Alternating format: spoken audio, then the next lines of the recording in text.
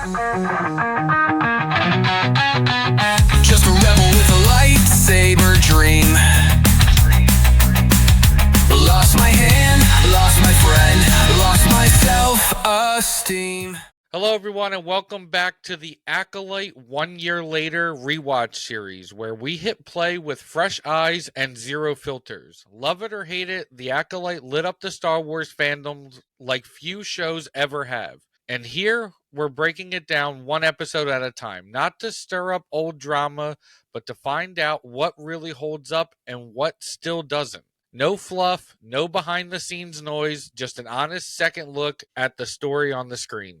But before we jump into episode 2, I just want to take a second and to say this. Thank you. The response to episode 1 so far on both of our channels has been unreal, not just in numbers, but in conversations. You didn't just watch, you showed up in the comments, on socials, and in DMs, ready to dive deeper, and more important, so many of you leaned into the same question Nerd and I keep asking ourselves, and that is, but why?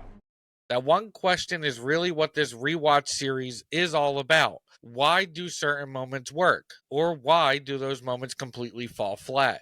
Why do our opinions shift 1 year later, or why don't they shift at all? And why does this series hit differently now than it did back in 2024? Those why questions have sparked some incredible discussions, not just between Nerd and myself, but between us all. And honestly, that's been the highlight of this entire experience so far, because it proves something that we believe, that the Star Wars fandom doesn't have to be a shouting match. It can be an open conversation.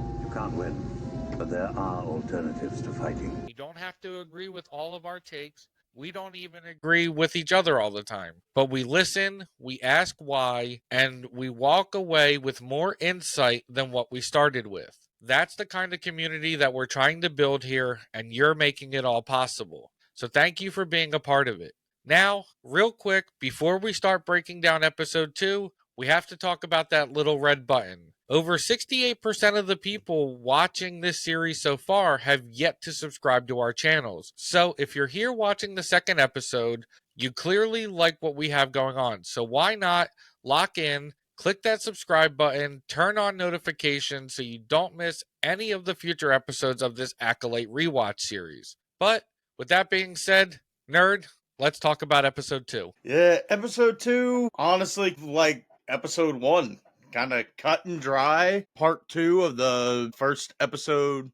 pilot. I put in my notes, we start on the planet Olega, and we're at the Jedi Temple, which I think is really neat, and it's something different, because we always see the Jedi Temple on Coruscant. I mean, it kind of, like we mentioned, I'm not going to get the book out because I realize I have a lot of shit in front of it, but the Living Force. They're closing down a Jedi outpost. So there's obviously Jedi outposts all throughout the fucking galaxy. And why we didn't see them? I think we saw some in the Clone Wars. I don't remember, to be honest with you. But so I thought it was really neat. And again, Jessica Bryan and the costume department. And I think it was Ricky that said on the Rebel Scum live stream the other day that we get fat Jedi in Star Wars. So that's pretty good for us. The temple, it was really ancient looking with the stone walls and floors and stairs. And then we get to see Master Torbin, who's been suspended in the air, taking the bearish vow. And I think it was you that brought it up. Is like, does he come down to eat and drink? Yeah.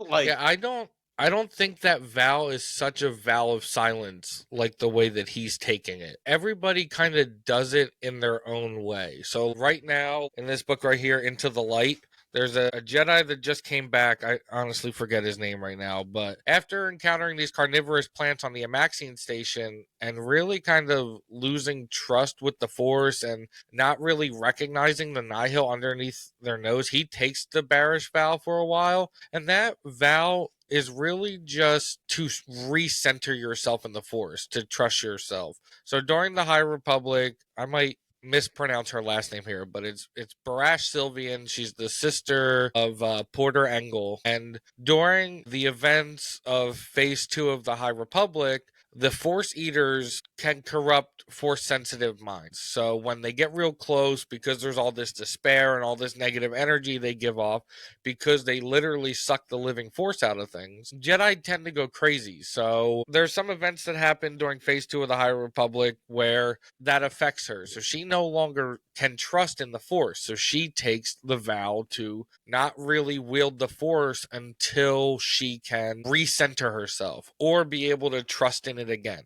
Because what happens in a few events of the books where the Jedi tend to go crazy and they're not really doing things right due to the lack of the Force from these Force Eaters, she takes the vow. She's the one that creates it. And then now we've seen it. Like, the Jedi just came back in this book and now he's battling the Drengir again and he's starting, like, he's really off about it. But that's where this comes from. And that's what Torbin is doing. Something has happened that we haven't seen yet that caused him to take this vow. And we learn next episode what that reasoning was. But that's really where that all comes from, is that something's happened to Torbin. He doesn't trust himself in the Force. So what he's doing here is just really deep meditation. I don't think he's been suspended like that the entire time, because obviously, like, we do find out later. I think he takes this vow like 10 years after the events that happen or whatever. So, like, it's around the same time that Osha leaves the temple that he goes and takes the vow. So, because there has to be time for him to become Jedi Master Torbin. When we see him, he's Jedi Padawan Torbin. Yeah. Or I'm assuming he comes down to eat.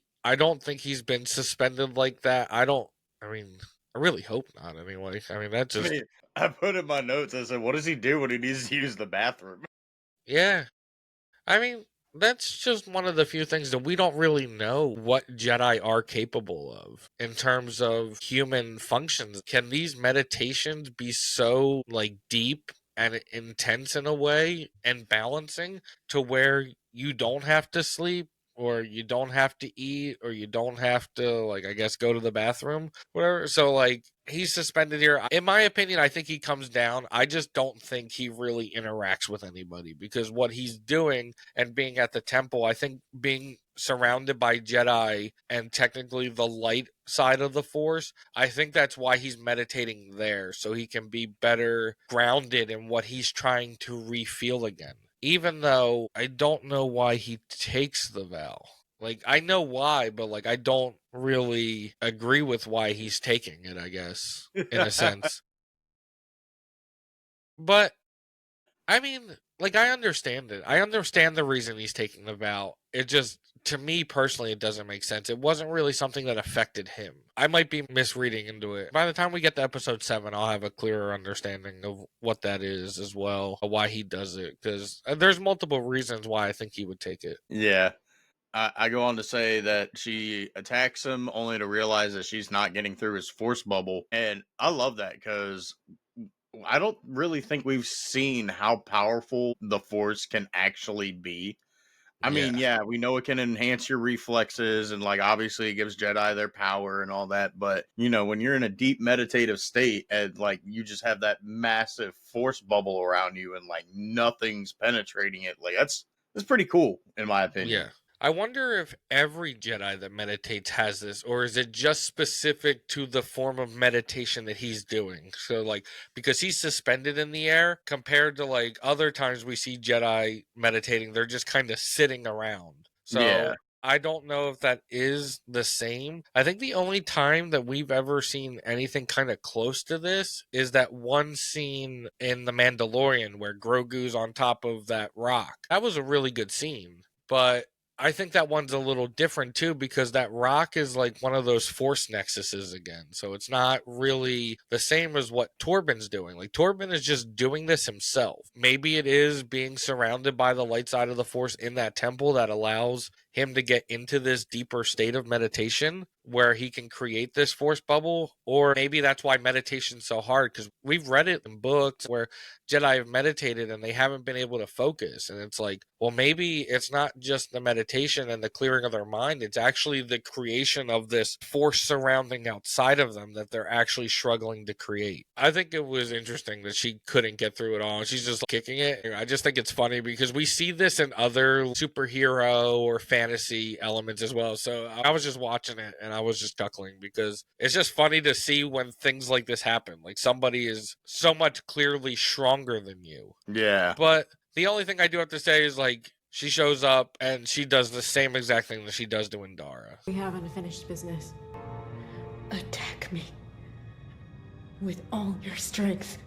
And it's like, Yeah, I didn't like that. And even on my first watch, I was expecting Torbin to, open his eyes and, the fight continue. yeah. But no, it never actually continues, like, ever. Yeah. And I think the reason, like, we talked about it last episode about, like, how cringy it was, and it was cringy this time too, but I think I have something different to add to it. I think her training is wrong for this. She's been led to believe that the Jedi will just attack an unarmed person. Like, that's her constant training, is the Jedi will betray their values and they will just attack somebody. So I think she's showing up with this cocky arrogance. If she goes, attack me with all your strength, and puts herself in some kind of fighting pose, that the Jedi will just engage. And I think that's due to bad training. And we'll talk about this like later in episode 6 of why her master might think this way and why her master trains her to believe that the Jedi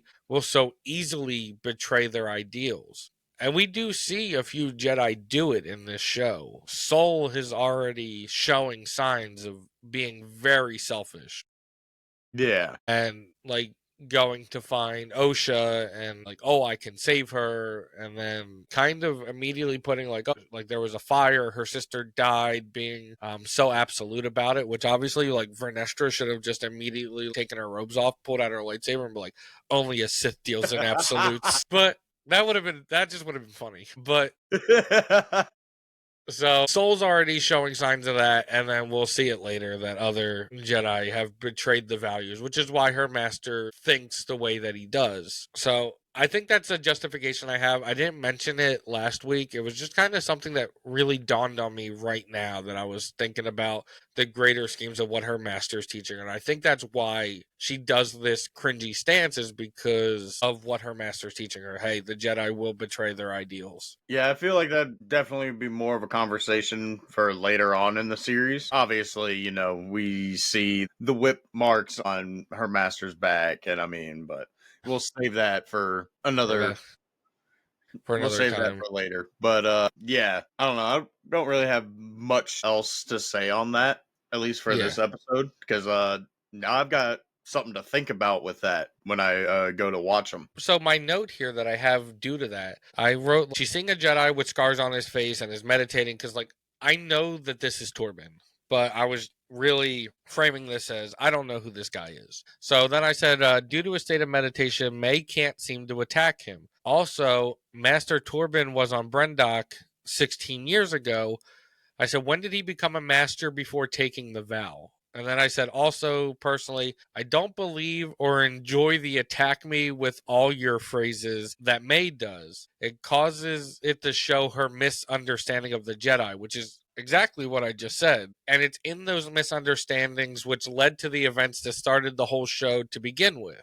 People not knowing each other and their tendencies. I guess subconsciously I did have that. I did have that in my notes from like a few weeks ago because I watched episode 2 earlier. But that's exactly what this show is people not really understanding each other. And I know the pitch meeting people said like if there was no misunderstanding, there would be no show. That could go for a lot of things though. Like if there was no misunderstanding between the way the Jedi and the Sith wanted to use their powers, then there would be no Star Wars. And kind of on that realm, but it's just people not knowing or not seeing the evil that's lurking in this show. The next thing I have here, and I'll probably include that funny scene I put in episode 1 again, but everybody's favorite asshole is back. And like I said, he's super by the book and it's annoying. Sol tells him not to, I don't know what I wrote here or whatever, but he tells Yor not to let things cloud in judgment, even though Sol is going to let things cloud his judgment the entire show. Like that's what this show's about, is that Sol is very selfish. Do as I say, not as I do, motherfucker. Yeah, That really is what Soul is all about. Soul is a very much a do as I say, not as I do kind of person, because he is super selfish in what he wants all the time. He is worse than Anakin in selfishness. I don't think I've ever seen a Jedi this selfish before. I know it's episode 3, but you really see how selfish he is after all the events in Yeah. that episode. And I don't know if that's like a writing perspective of the Jedi are bad or if Soul is genuinely like just that selfish. I used to like him Yeah. like a year ago, but I kind of don't like his character now. He is a wolf in sheep's clothing this entire series. And that's why I think with the ending of the show, I thought it was cringy at first, but I actually think that he understood that he's a bad person.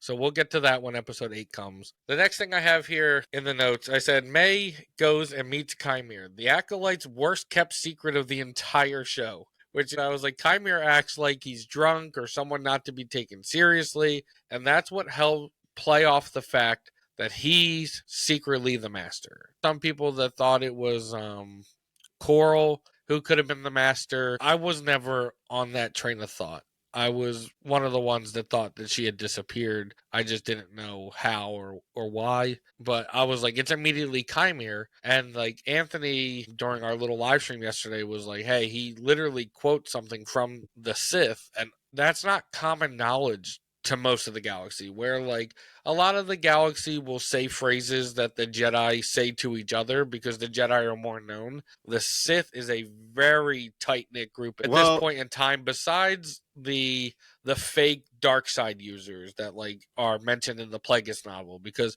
there's the Bane lineage of the true Siths, and then there's the pretenders that are outside of it. I'm still of the belief that Chimeras are the pretenders. I think he is definitely on the side of the pretenders, even though, like, if this show were to continue, I would not mind them changing Venomous from a Bith to Chimere. Like, Yeah. I mean, I genuinely don't care about certain shit like that. He's a little one-off character, and I mean, he fucking dies. Spoiler alert for the fucking Plagueis novel. Venomous fucking dies. Yeah. Well, he dies a lot in the Plagueis novel. So he immediately loses the Plagueis and then is pretty much left in stasis for Plagueis to do experiments on. So he kills him, brings him back to life, controls his midichlorians, and then eventually, after it's time to put all the motions in play, he just kills him. Because Venomous I just wrote a lore video about that. He just kept doing it, and his heart and his organs just gave out. So Plagueis is like, well, there goes my toy. Yeah, he's like a little test rat, and that's all he was, because Venomous was Tenebrus's like secret pupil. Again, the Bane lineage not following the rule of two, because Tenebrus had very little faith that Plagueis would go ahead and be a rightful successor, which has happened at times in the Bane lineage, from what I know of Legends. So as soon as Plagueis defeats him, Plagueis is now the master and can pretty much do whatever he wants. He should have not technically left him alive. He should have went and found his own pupil, like how he does in Sidious, but he needs him to do the test subject. So yeah, if they swap Chimere for Venomous, then I'm totally okay with it, because Venomous was really a nothing character. It was only to show that Plagueis became strong enough to be able to control the midichlorians. That's all that Venomous's story was for. Yeah, literally, like, fuck it, they could swap it with Yorn. Yeah, bring Yorn back to life, heal that broken neck. I would say that him acknowledging the Sith code should cue not just the audience, but May in when he does it and says it to her. Yeah. But at the same time, it shouldn't be common knowledge, considering we haven't seen the Old Republic in Disney's universe of Star Wars. But from my knowledge of the Legends books involving the Old Republic, like, especially the Bane novel, they drive that home. They drive the Sith code like pieces of lie. Fucking they say it so fucking much. Not only to Bane to Xana, or in them training when Bane's like at the Sith Academy, like they just drive it home.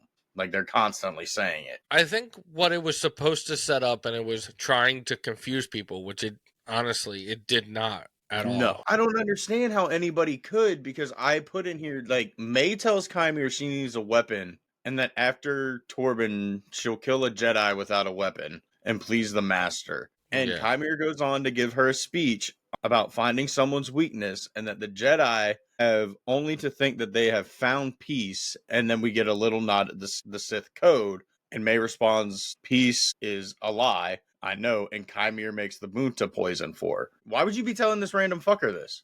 They're trying to set it up where Kymir is like the idiot that follows Yeah. her along. So like there's the Sith Master, there's May, and then there's Kymir who's met the Yeah. Master, and he's kind of this person that follows her along to make sure the task gets complete. So he reports back to the Master, May reports to the Master, but Kymir is not supposed to be a force sensitive person. He's just somebody who has some abilities, like obviously he can make a poison, so he might what's that called, like apothecary and stuff like that. Like he has those kind of abilities that can help May on her journey, but he's not really included. That's why he knows some of these things. That's what they were trying to set up. I immediately saw through it. So I think a lot of people did. Whether you did or didn't, I don't think it really matters. I just put in that it was the world's worst kept secret because it was immediately noticeable to me. I do like how he evolves, like from what we see him here in episode 2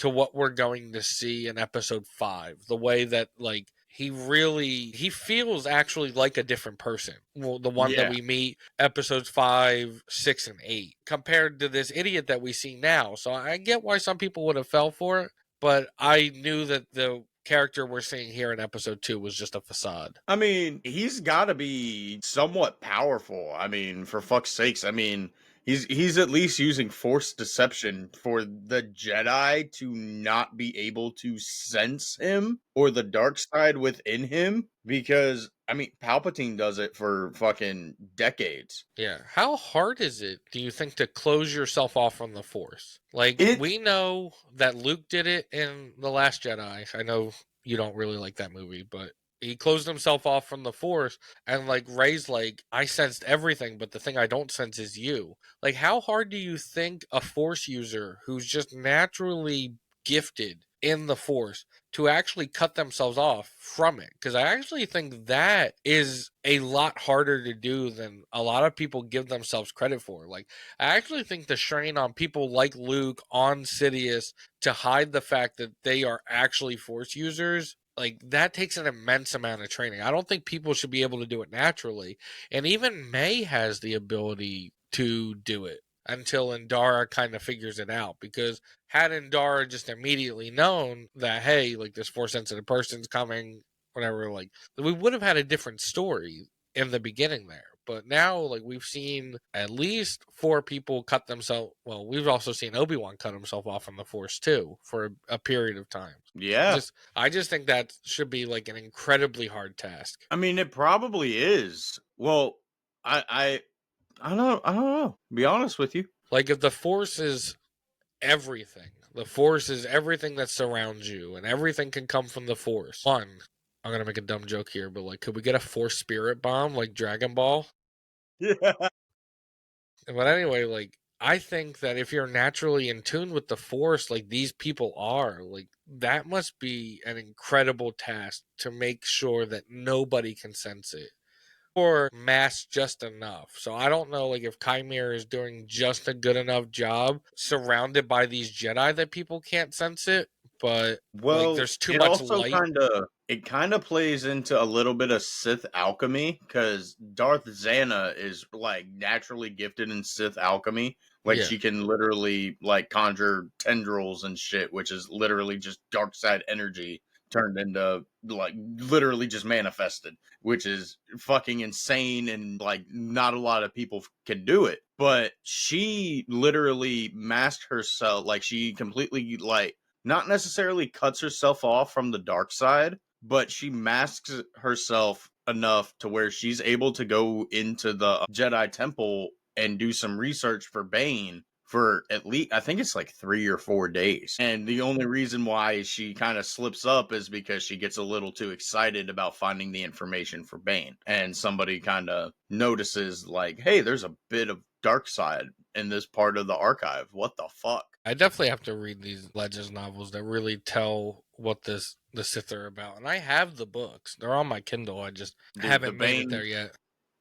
The Bane books are like top tier for Sith knowledge. The next thing I have here, so I was wrong earlier. I said that Torbin took the vow 6 years ago. Torbin took the vow 10 years ago, is what I have here in my notes. So Master Torbin hasn't spoken to anyone in 10 years, which means he has a 6-year period to go from the Padawan that we see to the Jedi Master and then take the vow. And I feel like if he was going to take this vow, he would have done it before becoming a master.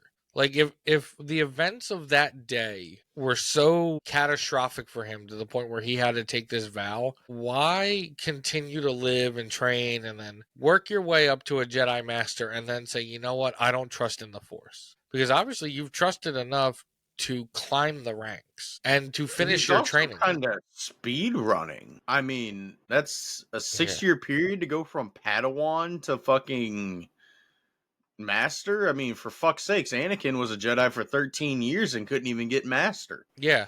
I think the one thing that might benefit him, I think that surviving what he survives might have been his Jedi trials. So I think it was a pity move. Yeah. Pity promotion. You got fucked up, buddy. You're now a Jedi Knight.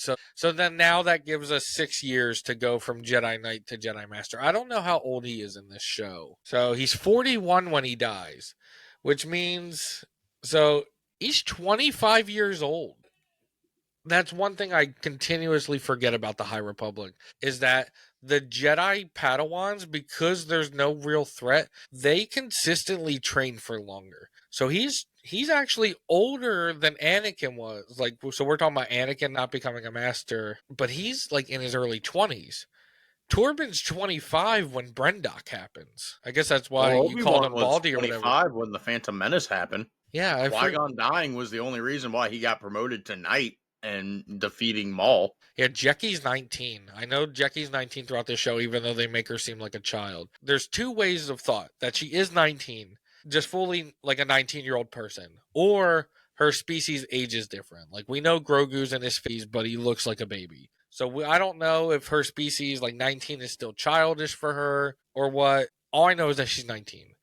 But he's 25 during Brendock, which means in 6, so he'll be 31 by the time he takes the vow. I can do that simple math. Congratulations to me. Give me a gold star.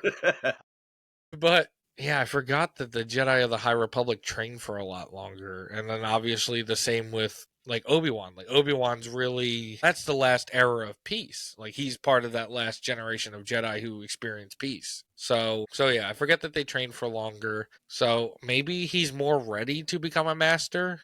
I don't know. He has 6 years. I'm assuming they cut the Padawan braid right after the events on Brendock, and that he has 6 years to earn his place as a master. I don't know what that entails or what gets you to a master, because we don't see Obi-Wan become a Jedi Master. No. We see him become a Jedi Knight and then take on Anakin.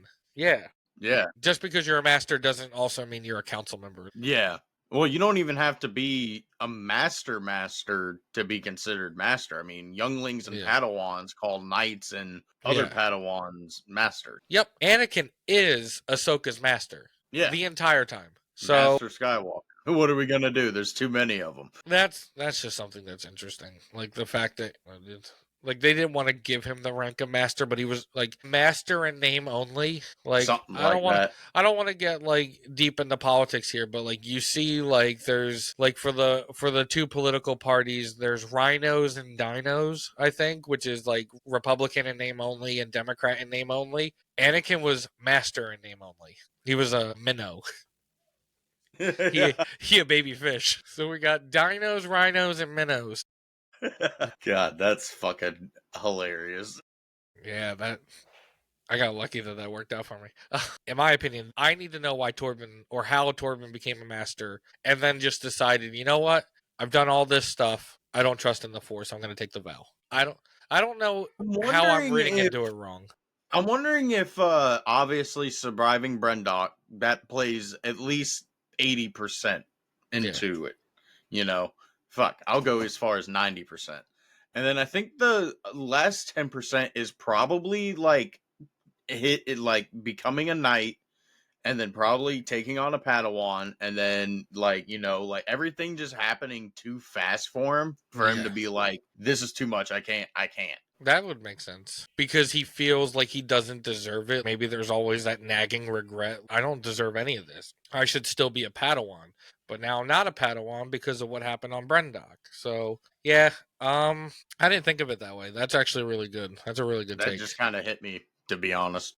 That's why we spitball like back and forth off each other, because it builds like a bigger understanding of what's here. But yeah, so then to really wrap up this episode, Osha, Soul, like everybody's there. They've arrived. They've given her a blaster, which Yord is like, why do we give her a blaster? Why do we give the civilian? He's still doing that dumb shit where he's like calling her the civilian and all this other BS. I think this kind of don't like how, I mean, I know like Yord is like, what's the right word? an I asshole. mean, he's kind of what? An asshole.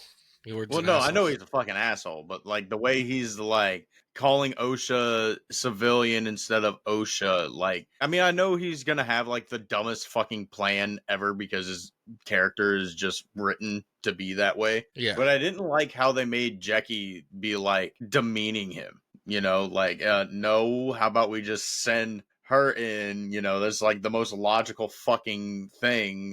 Well, I don't think that she's totally demeaning him. He just doesn't think straight. So, like, Jackie's like, come on, Yord. Like, it's kind of like she's been around him so much that she knows that Yord really wants to be the center of attention. So he's like, I can handle this. And Jackie's like, Yord, you're just gonna fuck it up again. Like, and that's kind of how she thinks. Like, we didn't even mention it, but I think it's this episode where like she walks in on him and he's like, why is Osha here? And Jackie's like, Yord, put your clothes on. Like, it was just, he's just an insane character. I think Jackie, she's my favorite Jedi in the show. And like, it's not even close. Nobody comes close to what Jackie offers here in terms of her insight. But they arrive and they give Osha the blaster in case she sees May. And then, as we've already said, like Kymir creates the poison. And then she goes back with the poison. And now it's like, okay, like they know that she's been able to get inside. The Jedi are kind of like dispersing. And right before anything happens, like she shows up with the poison.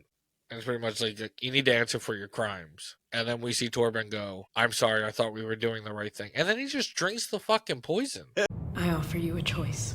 Confess your crime to the Jedi Council, or receive the forgiveness you seek. We thought we were doing the right thing. The only thing this man for 10 years has been meditating about is suicide. Because as soon as it's offered, he takes it. It's like, and I just don't think that what he did was egregious enough to warrant death. And like, I get like, he apologizes to May for what happened or whatever. Because like, what happens to May is a very traumatic experience. So like, yeah, you're making amends and like, you're like, I apologize for what happened. Yeah, she has a lot of responsibility for what happened. She started the fire. So, I mean, all the shit that got crazy afterwards, she's the one that lit the fucking thing on fire.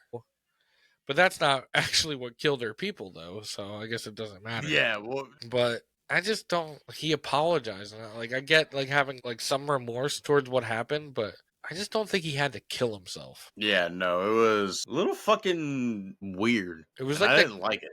It was the coward's I didn't like way it when out it for first him. came out either. Yeah, it was really the coward's way out there. And this is why, like, I like the discussions that are happening in the comments. Somebody will probably have an explanation for this for us of why he does it. I just don't think his actions that we see in episode 7 are egregious enough to warrant his own death. Unless he suffered more than anybody that day. Yeah, I mean, Kelnaka shit aside, I'm kind of starting to wonder if maybe like him doing the tests, like the blood samples and like witnessing the tests. I'm wondering if maybe that was the first time he's ever experienced that. And then, like kind of realized like, oh shit, maybe we are kind of just taking kids from their parents. Like the indoctrination of getting people into the Jedi Order. Yeah. I mean, maybe. The other thing that could really play into it here, and I guess we'd have to think about it a little bit, is the fact that he's been forced to keep this lie as well. Like, we have to, I guess, ultimately say that he's been forced to live a lie after this interaction and really hold up this lie. And we don't know how that eats at him. I don't think that can be downplayed of what that might have done to him, and maybe he didn't want to be a part of it. We just don't get to see any of that happen. So I think it sucks that he died. I think his character, like we talked about Carrie Ann Moss and her character, I think his character was played right. I think the way like he comes out and like he kind of apologizes or whatever, and like the way he accepts his fate or whatever, it's a little different because he doesn't feel as stoic. He just feels at peace. Where Carrie Ann Moss felt like she wasn't going to die. Yeah. I don't know. Both kind of got lame ass deaths. Yeah. Can't lie. Yeah, it was lame. It just wasn't. I just don't think the acting was as poor. Yeah. I've never seen anything that the actor that plays Torbin is in, just like Carrie Ann Moss, so I really have nothing to compare his acting to. But I do agree with you. I mean, he shows a lot more emotion than you. What are you doing here? I haven't even seen anything that like I've seen like clips of Squid Games that was I don't know how to I'm not even gonna try. Lee Jung Jae is Yeah. he's great. Yeah, I was gonna say like I wasn't even gonna try to fucking pronounce the name because I didn't want to get like, oh God, you're an idiot, you can't say his name right. It's like no. Yeah, Sorry, no, he's great in Squid Games. I haven't seen him in anything else other than the Acolyte in Squid Games, but I enjoyed him in Squid Games. He's really good. I kind of like his, but he had to learn English for this role. So I thought that was interesting. And I really like the way his character speaks and acts, even though he's a wolf in sheep's clothing. Like, he's actually playing his role. I think his acting is good, even though he's the most selfish Jedi ever. Yeah. I mean, he tried to, like, portray Qui-Gon. You know, like, that's how, like, that, I guess, like, how he wanted his character to act was like Qui-Gon. Yeah. But, you know, that's not how the character was written. He was written as a wolf in sheep's clothing. Yeah, so he acts like a Qui-Gon, but he's really an Anakin. Yeah. Fuck you. Worse than an Anakin? I don't know. He's a Yord. Yeah, no, because he's definitely not by the book. No, not at all. Yord's like an even more dickish Obi-Wan. Yeah. Which is funny because Obi-Wan was actually more like Anakin as a youth. But because he got Qui-Gon as his master, he literally changed his entire personality to want to be accepted by a master. So I thought that was interesting as well. Yeah, so the last stuff I have here for this episode, because like we've talked a lot, but there isn't actually a lot for this episode. We learned that the Bunta flower is made from the Bunta flowers from Brendok. That's what creates the poison. I said, why are the Jedi using stun blasters? And also, Chimere foreshadows something here, but also a misconception of the Jedi. And when the Jedi confront him, go, please don't do the mind wipe stuff. Oh, that. Yeah. Yeah. Yeah, I never noticed that. Yeah, as soon as he says, please don't do the mind wipe stuff. And it's like, dude, I've never seen it. Like, this isn't Men in Black. Like, sorry. But then the last thing I actually have here, other than that, is Osha purposefully misses the shot. And I think Sol has grown significantly stronger since Brendok. And I think he's significantly stronger than Indara. Like, if I had to rank them, he's the top tier of these Jedi. And I would go as far to say that, like, even if he had a fight Vernestra, I think he'd beat her. Probably. Like, the power that he shows in this brief glimpse of this episode, and kind of what he shows in episode 5, I think just shows that he is immensely powerful, more than anybody really gives him credit for, which is why Sol is so dangerous. I think he's more powerful, like, obviously with hand-to-hand combat and with force usage than he is with a lightsaber. I agree.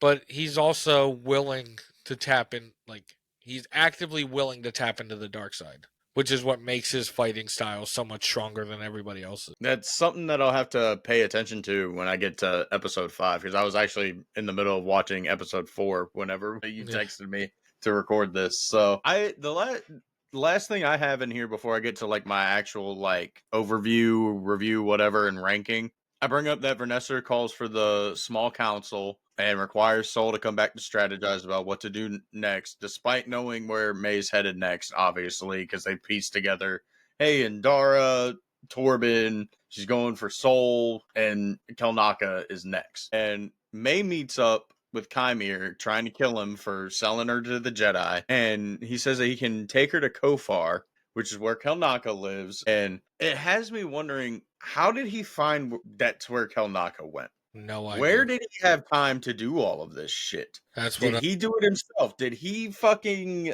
dispatch probe droids or some shit? He was under the Jedi's watch until like 20 minutes ago. That's what I have for episode 3, actually, is how does he find, like, has he always known? Like, how long ago did he find Kelnaka? Because there's no way from the time that May kills Torbin till the next day where everything happens that he was able to get the lowdown on where Kelnaka was. Because, like, obviously they show that, like, he's kind of escaped and ran off, but dude, he didn't just go fly to the planet that Kalnaka's on and come back. Like, there's a couple, like, inconsistencies there. And, like, I think focusing on the inconsistency, like, I want the answer to it, but it's just probably another one of those fucking Star Wars things that it's just Star Wars. Yeah. So I agree as well. I just don't know how he's Yeah. found them. Because, I actually have here, May and Chimera are heading to Kalnaka. And it's like, how did you know? Who does he have on the inside? And like that's what I was like, and I think that's what I need to like kind of remember as well is that Chimera, because he is like this dark side user, I think he has contact points around the galaxy. And like You think maybe he actually uses force speed more than once? yeah, maybe.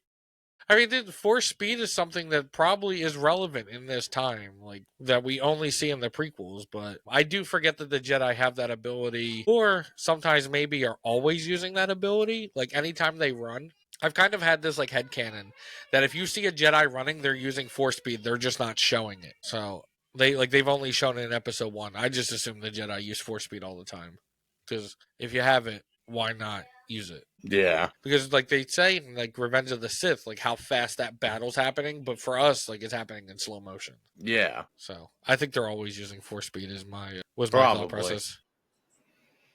But yeah. I think this episode was better than episode 1. Like if I had to rate this one, like I give this one a 7. I enjoyed the pacing of this one.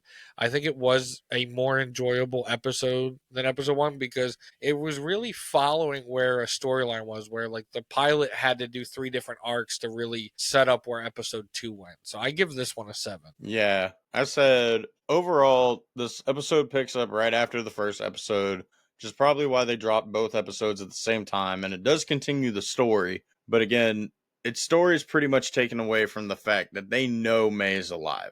I mean, I really wish that they would have kept that secret until like, I don't know, towards the end maybe. Yeah. But I was like, it adds nothing good to the character of Yord except he doesn't believe anything and that he makes really stupid fucking plans and that he really doesn't like Osha and has his own issues with Soul. But I don't know what those issues are. I think the issues might just be the favoritism of Osha that Soul's always had because Yord and her grew up at the temple together. So I think he just has this like resentment towards it because where he's always wanted to be accepted, he doesn't get that acceptance because Soul is so adamant on Osha. So that could be where that comes from. Yeah. Okay. I know I can really see that. But there are different moments in here that we get glimpses of pretty much how Osha and Soul like train together because they butt heads constantly about shit. So that was pretty neat. But again, it's like episode 1 didn't necessarily rope me in, but it didn't make me want to turn it off, other than the fact that I was checking for how much longer I had in the episode before it was over. And I gave it same ranking. In my notes, I gave it the same ranking as 4 out of 10. But honestly, I'll bump it up to a 5 if I'm gonna be honest. It was nothing more, nothing less. Yeah, than what you wanted. Yeah. I mean, I kind of wish that they did episodes 1 and 2 together and 3 and 7 together as one, but I'll save the thoughts for that in episode 3. Do you have any last comments or anything before we wrap up this episode? I think I've pretty much said everything I had to say. I think it's a decent episode from where episode 1 was. I think the acting was better, as we've mentioned last week and we're mentioning this week. Set designs, character designs, especially including a fat Jedi, and also just costuming has been perfect on the show. Like the way that stuff happens, and even like that little creation of the poison.